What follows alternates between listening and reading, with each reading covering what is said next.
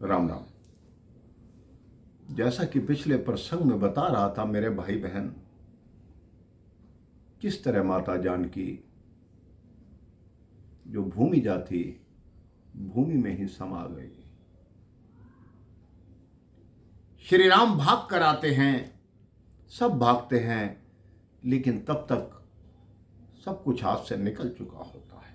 श्री राम जी अपना धनुष बाण उठाते हैं और कहते हैं कि मैं इस धरती का समूल नाश कर दूंगा। हे धरती, मुझे मेरी सीता को वापस करो। लेकिन तब सब समझाते हैं कि नहीं, यही नियति थी, आपका और सीता का इतना ही साथ था। मेरे भाई बहन, ऋषि वाल्मीकि जो अपनी पुत्री को साथ लेकर आए थे, वो धरती की गोद में समाते हुए देखकर चुपचाप अपने आश्रम की ओर लौटते हैं और सोचते हैं, बार बार मेरे मन में यही तो अंत आ रहा था रामायण का। मैं नहीं चाहता था कि इस रामायण का ये अंत हो, लेकिन मैं उस अंत को रोक नहीं पाया। जब सीता जी धरती में समाने लगती है मेरे भाई बहन, सबसे पहले लव और कुश भाग कर आते हैं कि मां मां हमें छोड़कर मत जाओ।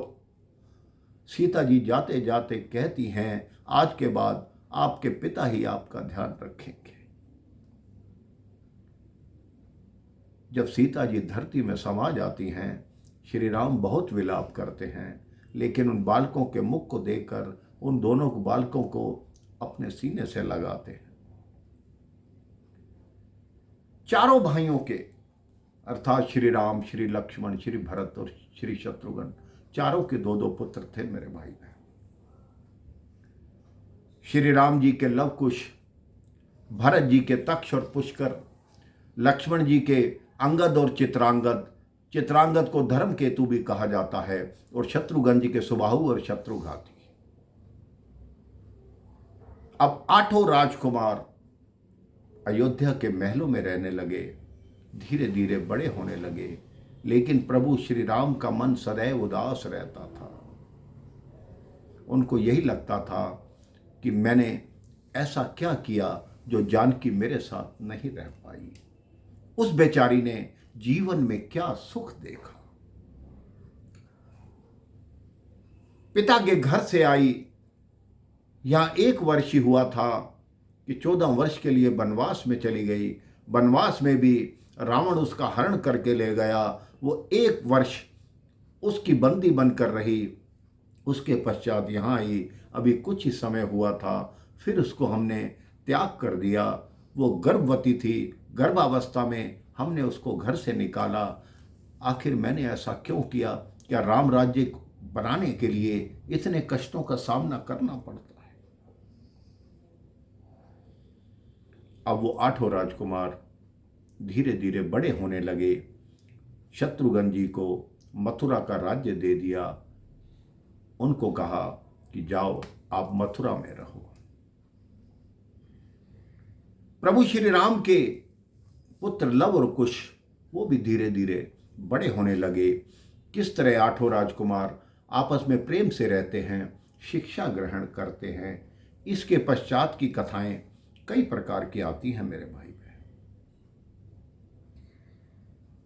कोई कहता है राम जी ने 11,000 वर्ष राज्य किया और सभी भाइयों को, उनके सभी पुत्रों को अलग अलग राज्य दे दिए। कई कथाओं में आता है कि लव जो हैं, उनके नाम से जो आज लाहौर है उनका वो राज्य था, और कुश जो हैं उनके नाम से जो आज कश्मीर था उनका वो राज्य था। भरत के पुत्र तक्ष, उनके नाम से तक्षशिला जहां है उनका वो राज्य था।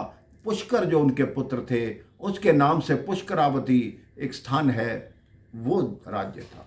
इसी प्रकार सभी राजकुमारों को ये शास्त्रों में आता है कि अलग अलग राज्य देकर उन सबको वहां की जिम्मेदारी दी गई। जब समय बीतता गया मेरे भाई बहन, राजकुमार बड़े हुए। एक दिन प्रभु श्री राम अपने महल में विराजमान थे, तभी उनसे कोई मिलने के लिए आया। वो कौन था? उसने प्रभु श्री राम से क्या वार्ता की, प्रभु श्री राम ने उसे क्या कहा, और इसके पश्चात किस तरह रामायण के महानायक का महाप्रयाण की तैयारी हुई, ये मैं आपको अगले प्रसंग में बताऊंगा।